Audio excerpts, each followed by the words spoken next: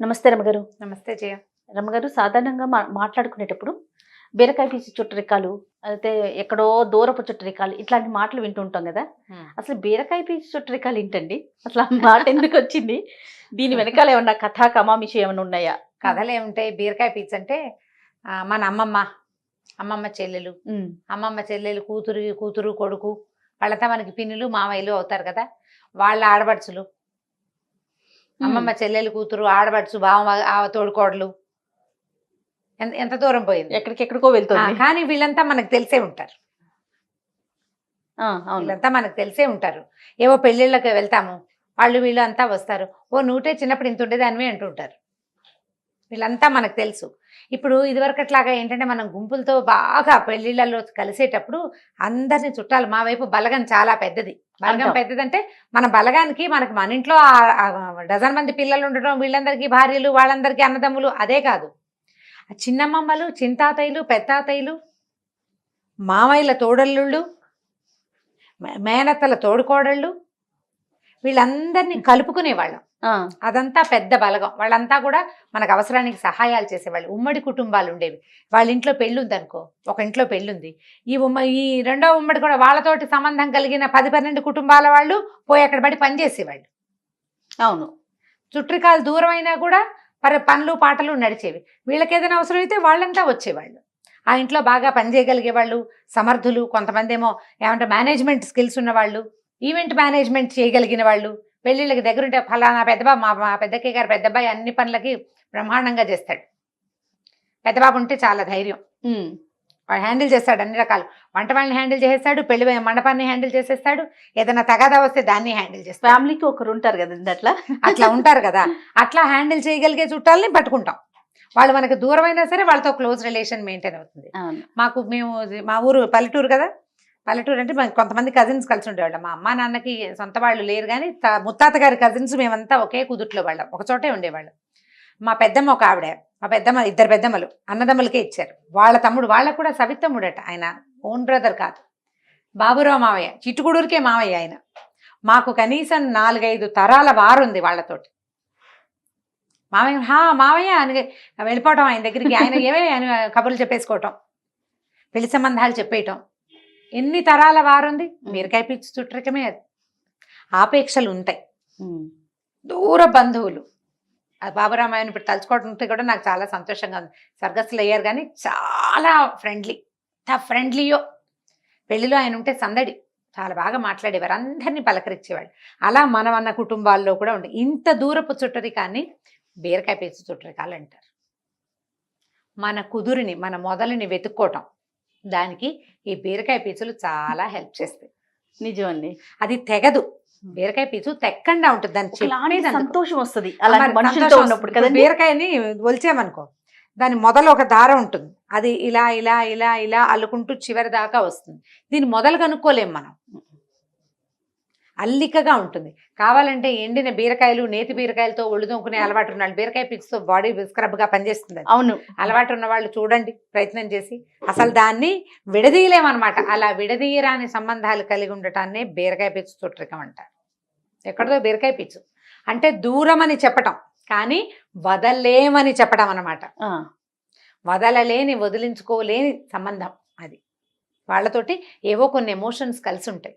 వాళ్ళు ఏదో ఒక సందర్భంలో మనకు సహాయం చేసి ఉంటారు.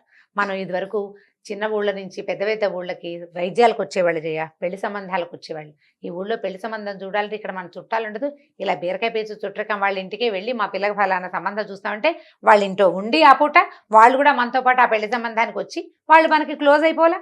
మన పిల్ల పెళ్లినాడు హెల్ప్ చేసిన వాళ్ళు మనకి క్లోజ్ కాదు, ఎప్పటికీ గుర్తుంటారు.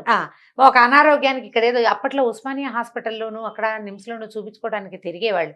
ఈ ఊళ్ళో దూరపు చుట్టాలున్నా సరే వాళ్ళ ఇంట్లో ఉండి, హాస్పిటల్లో ఒక మనిషి ఉంటే ఇక్కడ వీళ్ళింట్లో పొద్దున్నే స్నానం చేసి బాకులు, అప్పుడు ఇంతంత అవసరాలు ఏమున్నాయి, అంత అన్నం పెట్టించుకున్న పేషెంట్ కోసం పోయేవాళ్ళు ఉస్మానియాకి బస్సుల్లోనే. అప్పుడు ఇంత కార్లా, ఇంత ట్రాన్స్పోర్టేషన్ దాకెందుకు రమ్మగారు. మొన్నటి వరకు కూడా మనం ఇరు రాష్ట్రాలు విడిపోక ముందు ఈ పాస్పోర్ట్లు కానీ వచ్చినా మనలాంటి ఇక్కడ ఉండే వాళ్ళ ఇళ్లలో ఉండేవాళ్ళే కదా. ప్రతి పనికి మనం ఈ బీరకాయ పీచు చుట్టరికాల్ని ఇది వరకు వాడుకునేవాళ్ళు. ఇప్పుడు ఏమయ్యామంటే మనం ఫస్ట్ కజిన్స్ ని కూడా మర్చిపోయే దుస్థితిలోకి వచ్చాం మనం. ఎస్, దాన్ని కాపాడుకోవాలి కదా. 100%. మీకు మాకు చుట్టరికం ఏమిటంటే చుట్టరికం ఉండక్కర్లా, మనమంతా ఒక ఊరి వాళ్ళం, ఒక కుదుట్లో వాళ్ళం. మనం ఒక కుదుట్లో వాళ్ళం అని చెప్పుకుంటాం కదా ఆ మాట. మన తాతలు ముత్తాతలు అన్నదమ్ములు వాళ్ళది మంది ఒకే ఇంటి పేరు. అవును. వాళ్ళు ఎవరో మనకు తెలీదు, కానీ వాళ్ళు మనవాళ్ళేనన్న భావన ఉంటుంది. అవసరమైతే సహాయం చేసుకుంటాము, దానికోసం ప్రయత్నం చేయాలి కదా. అయితే దీన్ని మనం తెలుగులో బీరకాయ పిచ్చి అంటామా, బాదరాయణ సంబంధం అంటారు.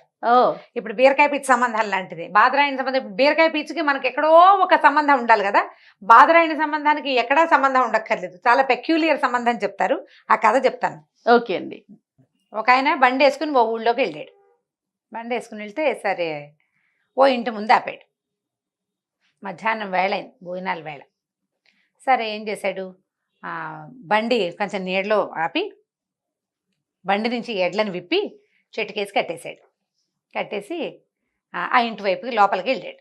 వాకిట్లోనే పెరగ, అప్పట్లో ఇళ్ళు ఎలా ఉండేవి, కొంచెం వాకిలు కొంచెం దూరం ఉండి, అంటే బాగా ఏమన్నా ఆవరణ కాస్త బాగుండి వెనక్కి ఇళ్ళు ఉండేవి. ఒకవేళ పూరిపాక అనుకో, పూరిపాక అంటే మరిగా తాటాకుల ఇల్లు అనుకో, ఇట్లా పంచలాగా దించి వాకిట్లో అరుగులు ఉండేవి. అరుగులు ఉండేవి కదా. అవునండి, అవును. ఆ అరుగు మీద ఆ ఇంటి ఓనర్ రైతు ఒక ఆయన కూర్చుని ఉన్నాడు. ఈయన పోయి ఆయన పక్కన కూర్చున్నాడు. ఆయన ఏమనుకున్నాడు, వచ్చిన ఆయన చుట్టాలైన భార్యకు చుట్టాలు కాబోలు అనుకున్నాడు. కూర్చున్నాడు. ఇంతలో ఏమైంది, ఆవిడ బయట నుంచి వచ్చి లోపల నుంచి వచ్చింది ఆయన భార్య. ఏమయ్యా వంట అయిపోయింది, స్నానం చేస్తావా అని కేకేసింది. చేసేసరికల్లా సరే ఆయన పదండి స్నానం చేద్దామన్నాడు ఆ ఓనరు, ఆ ఇంటి ఆయన. ఈ కొత్తగా వచ్చిన ఈయన ఇద్దరు కలిసి చెరువులో వెనకాల నూతి దగ్గరికి వెళ్ళారు.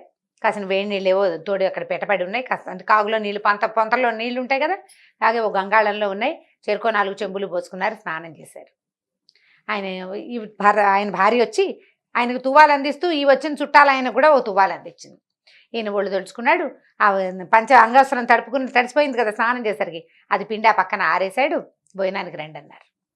సరే ఈయన పోయి కూర్చున్నాడు. ఇద్దరు వెళ్ళారు లోపలికి. ఆవిడ 2 విస్తరాకులు వేసింది. ఆకులు, అరటాకులు, విస్తరాకులు వేసుకుని పల్లెటూళ్ళలో కంచాలు పెట్టుకునే గోలే ఉంది. చుట్టం ఎవరైనా వస్తే గబుక్కుని కంచాలు పెట్టకుండా ఆకులు వేసుకునేవాళ్ళు. దొడ్లో ఏవో ఉంటాయి అరిటాకులు అవిను, లేకపోతే మర్రాకులు కుట్టుకునేవాళ్ళు, బాదం ఆకులు కుట్టుకునేవాళ్ళు, కుట్టుడాకులు విస్తళ్ళు దొరికేవి. అప్పట్లో పద్ధతులు అవే కదా. 2 ఆకులు వేసింది, అన్నం పెట్టింది, చక్కగా వడ్డం అయింది, భోజనం అయిపోయింది. భోజనం చేశారు. ఆ ఇద్దరు వచ్చి ఏదో ఆ మాట ఈ మాట, ఊళ్ళో పంటలు ఎట్లా ఉన్నాయి, ఈ ఏడాది వానలు ఎట్లా ఉన్నాయి, ఏమిటి అని సంగతి సందర్భం అన్నీ మాట్లాడుకున్నారు. వాకిట్లో వచ్చారు. అన్నం బాగా, భోజనం చాలా బాగుందమ్మా, వంట చక్కటి చెయ్యింది, ఇది ఎంతో బాగుందమ్మా అన్నాడు వచ్చిన చుట్టాలు ఆయన. బాగుంది. ఇద్దరు కలిసి వాకిట్లో వరండాలోకి వచ్చారు. మళ్ళీ ఆ వరండాలో ఉన్నాయిగా అరుగులు. సరే 2 చేపలు పరిచున్నాయి. ఈయన సగ భుక్తాయాసం, అమ్మాయి కడుపు నిండా అన్నం పెట్టిందని నడుము వలిచాడు వచ్చిన చుట్టాలు ఆయన. ఇంటి ఆయన కూడా మరి మధ్యాహ్నాలు భోజనాలు చేసి కొంచెం సలబాటు వేళ అయ్యేదాకా కాస్త నడుము వాలుస్తారు. ఈయన కూడా ఇంకో చాప మీద ఉరిగాడు. 4:30, 5 అయింది. ఇద్దరు 1 గంట అరగంట నిద్రపోయారు. కాస్త చిన్న కునుకు తీశారు. ఇంటి ఆవిడ కూడా లోపల ఎక్కడో కునికేసినట్టుంది, బయటికి రాలా. ఇద్దరు లేచి కూర్చున్నారు. కొద్దిగా ఆ మాట ఈ మాట లోకాభిరామాయణం మాట్లాడుకున్నారు.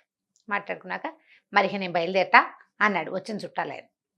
అప్పుడు ఈయన అడిగాడు, అంటే ఎవరని అడగలేదు కానీ, జ్ఞాపకం రాలేదు కానీ, ఇంతకీ మీరు మా ఆవిడకి ఏమవుతారు అని అడిగాడు.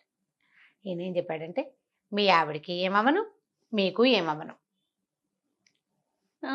అనేసరికి ఇంటి ఆయనకు అర్థం కాలే.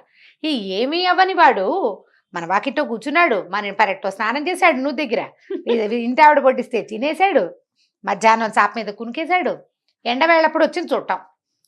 మీరెవరు ఏమిటని అడగకూడదు, అట్లా రండి భోజనానికి అనాలి, భోజనం చేసేయాలి. మీ దొడ్లో మంచి రేగి చెట్టు ఉంది కదా అన్నాడు. అవునండి, మీ ఇంట్లో రేగి చెట్టు ఉంది, నా బండి చక్రాలు రేగి చెట్టు చెక్కతోటి చేశాం. అలాగా మీకు నాకు బాదరాయణ సంబంధం ఉందండి అన్నాడు. బదరి వృక్షం అంటే రేగు చెట్టు. రేగు చెట్టు చెక్కతోటి బండి చక్రాలకి మధ్యలో ఇరుసులు వేస్తారు. మీకు నాకు బాదరాయణ సంబంధం ఉంది. మధ్యాహ్నం భోజనాల వేళకు వచ్చాను, చక్కగా అన్నం పెట్టారు, అన్నదాత సుఖీభవ, వెళ్లే దారిలో ఎప్పుడైనా అవకాశం ఉంటే సావకాశంగా మళ్ళీ కలుసుకుందాం, వెళ్ళొస్తానన్నాడు. ఆయన నిర్ఘాంతపోయి చూస్తూనే ఉన్నాడు. ఈ బాదరాయణ సంబంధం పెద్ద మనిషి బండికి ఎడ్లు కట్టాడు, వెళ్ళొస్తాను నమస్కారం అని వెళ్ళిపోయాడు. చాలా బాగుంది. మనకి సంబంధం ఉండాలే కానీ మనం ఉంచాలని అనుకోవాలి, కానీ ఏ చిన్నదాన్నైనా కలుపుకోవచ్చు. చూడండి అసలు మన తాత ముత్తాతల నాటి కజిన్స్ కూడా, ఇప్పుడు నేను ఏ అమెరికావో ఆఫ్రికావో వెళ్ళాను అనుకుందాం, మా ఇంటి పేరు ఎస్టీజీ వరదాచార్యులు గారు మనవరాలని నేనని చెప్పాను. ఎస్టీజీ వాళ్ళ మాకు చుట్టాలండి అన్నాడు ఆయన. ఎవరో నేను ఆయన చుట్టం అయిపోలేదు. ఆయన మొహం, ఆయన మా తాతగారి మొహం కూడా చూసుంటాడు. అవును, తాతగారి మొహం కూడా చూసి ఉండకపోవచ్చు, మేము ఎవరో ఆయనకి తెలుసు, కానీ ఆ పేరు ఆయనకి తెలుసు. పలానా ఇంటి పేరు అని చెప్తే చాలు కదా మనకి. ఏ ఊరు, ఎక్కడ, ఏమిటి, ఓహో ఆ వైపు అండి, అలాగా, మేము ఎస్టీజీ వాళ్ళవేనండి. ఆయన మేము కనీసం 20 తరాల గ్యాప్ ఉంటుంది. ఇంటి పేర్లు మారవు కదా. మనం ఒకటి. ఎస్టీజీ ఇంట్లో పుట్టిన ఆడపిల్లలు వేరే సంబంధాలు చేసుకున్నప్పటికీ ఆ ఎస్టీజీలో ఉండే వాళ్ళకి తప్పకుండా అక్క చెల్లెళ్ళలో మేనత్తలు అవ్వాల్సిందే కదా. అంతేగా, రక్త సంబంధం ఉన్నట్టే కదా ఎంతో కొంత. దాన్నే బీరకాయ పీచు చుట్టరికం అంటారు. బాగుంది. మన వాళ్ళని వీళ్ళు మన వాళ్ళు అని భావించటమే చాలా ప్రధానమైంది జయ. ఇప్పుడు మనం దాన్ని కోల్పోయాం. అవును, ఈ కథకి బాదరాయణ సంబంధానికి బీరకాయ పీచు చుట్టరికానికి పెద్ద సంబంధం లేదు. నువ్వు వదిలిపెట్టే తలుచుకుంటే పక్కన ఉన్న దాన్ని కూడా కట్ చేసి పారేస్తావు. వాడెవడో నేనెవడో అంటావు. నువ్వు పట్టుకోదలిస్తే సంబంధికుల్ని వదిలేస్తున్నారు. నువ్వు పట్టుకోదలిస్తే, నువ్వు పట్టుకోవాలనుకుంటే ఇట్లా మీ ఇంట్లో రేగు చెట్టు ఉంది, మా బండికి ఉన్న కర్రలు రేగు చెక్కవే, కాబట్టి నీకు నాకు బాదరాయణ సంబంధం ఉందని సంబంధాన్ని కలుపుకోవచ్చు. మనుషుల్ని కలుపుకుని పోవాలి. మన తత్వాన్ని బట్టి, మన మనసును బట్టి ఆధారపడి ఉంటుంది. కలుపుకుపోవాలి. అప్పుడే మనిషి సంఘజీవిగా ఉంటాడు. ఇతరులు మనకి సహాయం చేస్తారు, మనం ఒకరికి సహాయపడగలుగుతాం. మనకి మనుషులు ఉంటారు, మనం ఎప్పుడూ ఒంటరి వాళ్ళం కాము. దూరపు చుట్టరికాన్ని పురస్కరించుకునైనా ఒక్కసారి హలో అంటాం. నేను ఫలానా, ఇప్పుడు నేను నా పరిచయం నేను ఎలా చేసుకుంటాను, నేను రమారావి అని యూట్యూబ్లో చెప్పినట్టు చెప్తానా? చెప్పను. ఫలానా రామూర్తి గారి కోడలని చెప్పుకుంటాను, మా మామగారి పేరు చెప్పుకుంటాను, లేదా మా తాతగారి పేరు చెప్తాను. చెప్పుకోవాలి కదా, నేను వాళ్ళ కోడలనండి లేదా వీళ్ళ అమ్మాయినండి అని చెప్పాలి కదా. ఎవరైనా అంతేగా. ఇటో అటో ఏదో రెండూ చెప్పుకోవాలి. ఆయన ఎక్కడ పని చేస్తారు అని అనగానే మా తాతగారు ఏం చేశారో చెప్పాలి, మా మామగారు ఏం ఉద్యోగం చేశారో చెప్పాలి. వాళ్ళది ఏ ఊరో నేను చెప్పాలి కదా. ఆ ఊరు నేను అడుగే పెట్టలేదు ఇప్పటిదాకా, అడుగే పెట్టలా. కానీ ఆ ఊరు ఫలానా ఊరు ఫలానా చోట ఉంటుంది అనగానే మన గుర్తింపు చాలా సులువుగా అవతల వాళ్ళకి తెలిసిపోతుంది. వాళ్ళు మనం చుట్టాలైపోతాం. చుట్టాలైపోయేందుకు ప్రయత్నం చేయండి అమ్మా. ఫేస్బుక్లో స్నేహాలతో పాటుగా అవి చేస్తున్నాం మనం. సోషల్ మీడియాలో స్నేహాలు విపరీతంగా ఇతోధికంగా చేస్తున్నాం. దాంతోపాటు మన చుట్టరికాలు, మన బాంధవ్యాలు, మన వాళ్ళను కూడా కలుపుకొని ముందుకెళ్ళండి జీవితంలో. మన వాళ్ళు మనతో సరిగ్గా ఉండరు కాబట్టి మేము మా చుట్టాలతో చాలా తలకాయ నొప్పులండి, మేము ఫ్రెండ్షిప్ చేస్తాం, ఫ్రెండ్సే అని చెప్పేవాళ్ళు కూడా ఉంటారు కొంతమంది. అందరూ ఒకలా ఎలా ఉంటారు? ఫ్రెండ్స్లో మాత్రం దుర్మార్గులు, విసిగిచ్చేవాళ్ళు, తలకాయ నొప్పి పెట్టించేవాళ్ళు ఉంటారు. అక్కడ కూడా ఎక్కడైనా ఉంటుంది. ముందు మనము అనే దాన్ని, మన గ్రూపుని ఉంచుకోవాలి, మన వాళ్ళని మనతో పాటు ఉంచుకోవాలి. వాళ్ళకి హలో అని చెప్పగలిగే అంత మాత్రం అయినా నేను ఫలానా వాళ్ళని, మేము ఫలానా వాళ్ళం, ఫలానా ఊరి వాళ్ళం అని చెప్పుకోవాలంటే మన మొదళ్ళు మనకి తెలియాలి. అది తెలుసుకోండి. అప్పుడు ఎంత బీరకాయ పీచు చుట్టరికమైనా వాళ్ళతో మనకి కొంత రేపో ఏర్పడుతుంది, ఎంతో కొంత. సత్సంబంధాలు కొనసాగుతాయి. రైట్ రామ్ గారు, నమస్తే. నమస్తే జయ. ఈ వీడియో కనుక మీకు నచ్చినట్లయితే లైక్ చేయండి, షేర్ చేయండి. మరిన్ని వీడియోస్ కోసం మా ఛానల్ని సబ్స్క్రైబ్ చేసుకోండి.